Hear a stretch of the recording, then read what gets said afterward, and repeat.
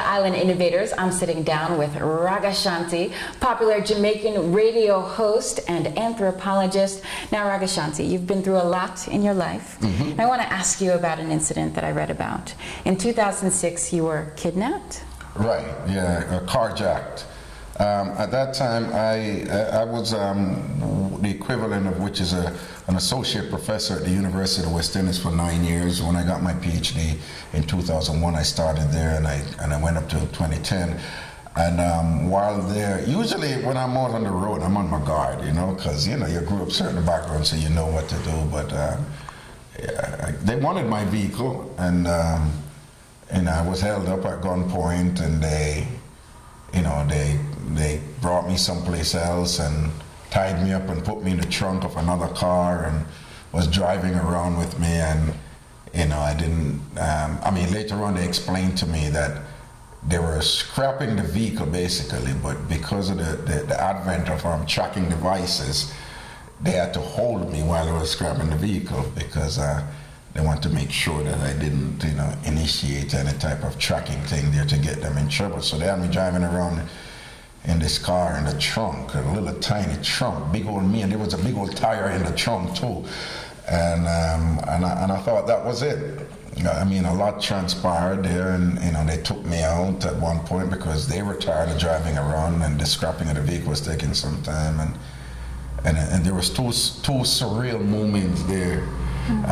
There were these two young guys with guns. One had to be around 16, I say the other one was about 18.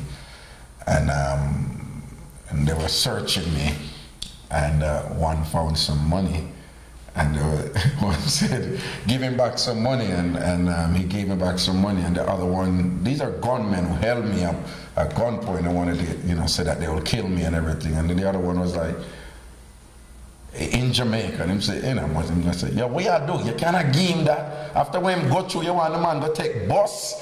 So he was concerned that he didn't want me to take a public transportation. He wanted me to take a taxi or whatever. I'm like, this is absolutely crazy. They're holding me up, and then he's worried about whether or not I take a bus, go home, and go figure. And then there was another moment there where at the time I had a licensed firearm on me, and they took it away from me. But then one was telling me, and when you leave here, don't go and get another licensed firearm. Because he said, when you have a licensed firearm, I am going to look for you. And then the other one said, what are you telling him? And then again in Jamaican street, him said, listen me, when you leave here, go get another gun. We didn't kill you, but the next person who come, them go and kill you. Get another gun and kill them.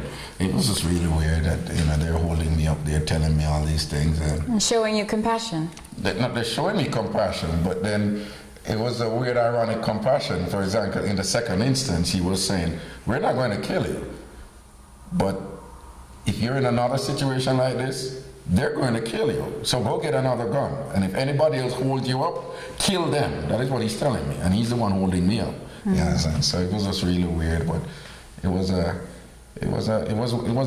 another one of those moments where you appreciate the simple things in life. There was this man, he gave a motivational speech, and he was in the Holocaust. He was in Auschwitz, and he said that the thing he valued most was toilet paper.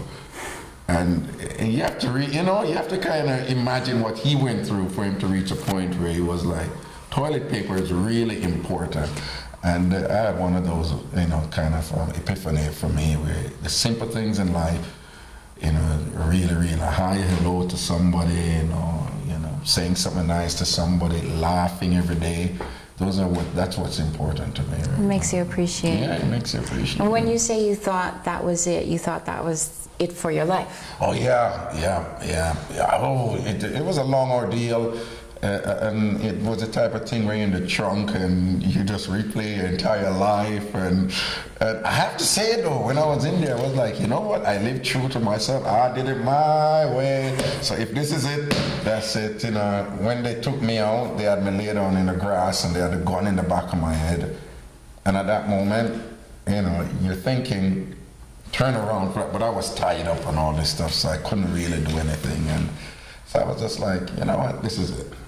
You had a good one. You know, but thankfully they didn't kill me. Well, you survived. Yeah, I'm going to add that to your list, survivor. Yeah, right. We'll be right back with Ragashanti on Island Innovators. I used to steal a lot in the streets and so forth, and then at one point I got arrested and I was locked up in Harper Tree Jail.